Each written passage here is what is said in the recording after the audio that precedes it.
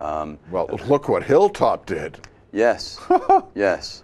But I know JBG is super strong with what they've done with Free State. Yeah. I know Marketplace has its own issues, and the enclosed mall is just very difficult to be able to get anything out of, and the expense of trying to tear it down and do something else with it is there. That's an important thing for us to see happen. Yeah. And so I know the county's been in discussion with JBG and the city of Bowie to work on tax credits to try to get that type of initiative going, and hopefully it will work. Well, something's got to work, because that thing right now is not only an eyesore, but there's no great attraction to go there.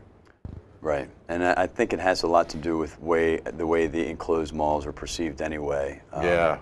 People want exposure. Any store owners are going to want exposure, whether large or small, and you just don't get them through those enclosed stores. That's why they had such a successful time changing Free State from the enclosed mall to a more outdoor level. Oh yeah, that was the best thing they ever did. And you're right, John, that what is going to happen? Well, you've got the population here. You've got one of the most affluent communities in the state, in Prince George's County and Bowie particularly, well educated, and a lot of other things. And you can still see a lot of traffic going to Annapolis for shopping. And that has always been that way, and it will probably still happen. Well, I used to go to Whole Earth in Baltimore because we have a place there. My son lives there. It's convenient. Now I go to Mom's. Beautiful. It's right there. It's a great new store. And if I spend too much there, I go to Aldi's and save. We're really excited about what's going on over at Hilltop. Oh gosh, yes. Yeah, we'd like to see that. I hope they've joined the chamber. Well, we'll continue working on anybody who hasn't, but we want to encourage the economic health of the city anyway. It works for everybody. Yeah. But the other thing that we really need to try to get is to try to get some of the arterial roads taken care of as well. Yes. And the expense of that is just getting larger and larger with every passing year. So there's a big challenge there, and hopefully whatever can happen with some form of speed. Yeah, well, cross one's fingers. Yes, yes. So aside from that, I think with a strong base of citizenry, the city will continue to better its position in the economic woes that everybody's been having. Well, the problem, though, of course, as you well know, is that the city is dependent on the county to a very, very, very, very great extent. I think we should have our own planning and zoning. I sound like a broken record on this, but we don't. We have to defer to the Park and Planning Commission, which I have my own views of.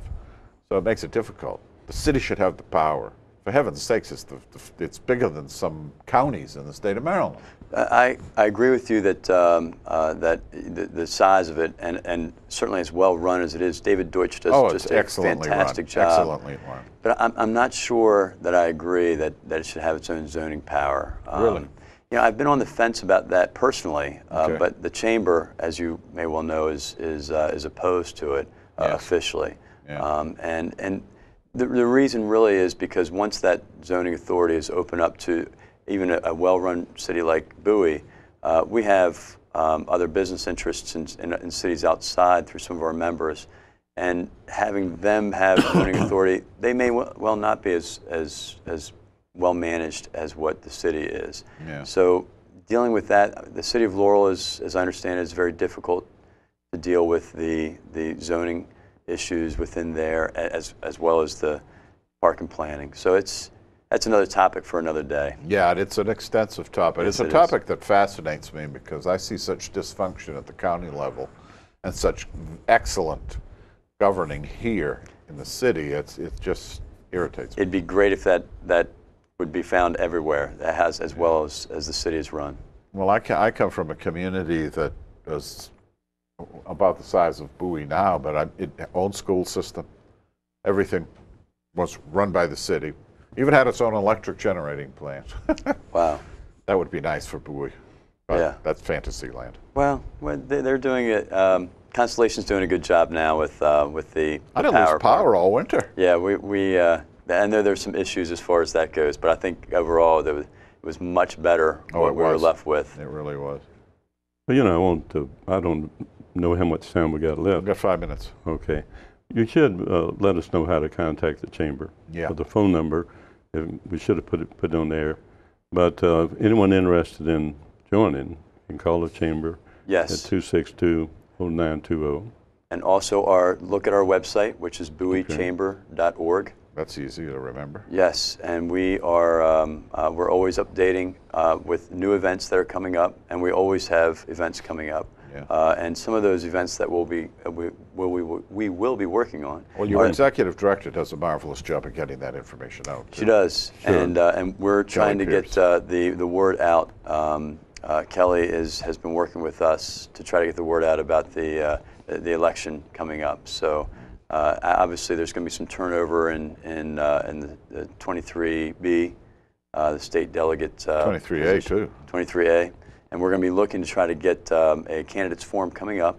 Oh, good. And that should be at the end of August, beginning of September. So hopefully everybody will be looking for that. Yeah, because the primary is in September. Yes. Which is basically the election in Prince George's Yes, County. that's exactly right. So you'll have a forum and it'll be the latter part of August, you say? Yes, latter part of August. Where's your office located now? We have 2 minutes, Bert, if you'd like to ask a penetrating question of the president. Where's the office located? We're at Old Line Bank, just before Pointer Ridge Drive on 301. All righty.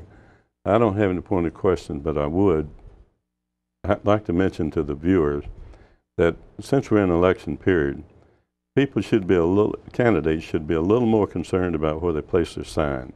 Well said. There's a county ordinance, a county rule, that signs, and this is where the worst and most dangerous on the intersection corners, those signs are not supposed to be within 50 feet of that corner. And we're seeing them all over the city of Bowie, and part of it's limiting your visibility of traffic, turning right or left. And also, it's irresponsible. Yeah, absolutely. Totally irresponsible. Signs are supposed to be less than 10 feet, no less than 10 feet from the right-of-way in front of the home or property. And that's violated every day. And I take note of those campaign names, because those candidates' names, and I am absolutely shocked at some of them that don't know the rules. No, they don't. So, and people who have been in government politics, at any rate, for a very, very long time, including one that's been in law enforcement.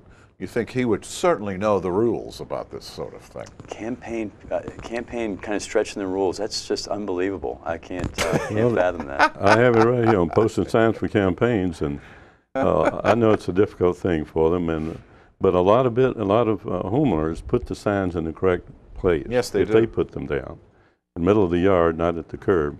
And of course, the final word is that. The final word was that, and thank you very much for coming in, Mr. My President. pleasure. We are graced by your presence. Well, thank you.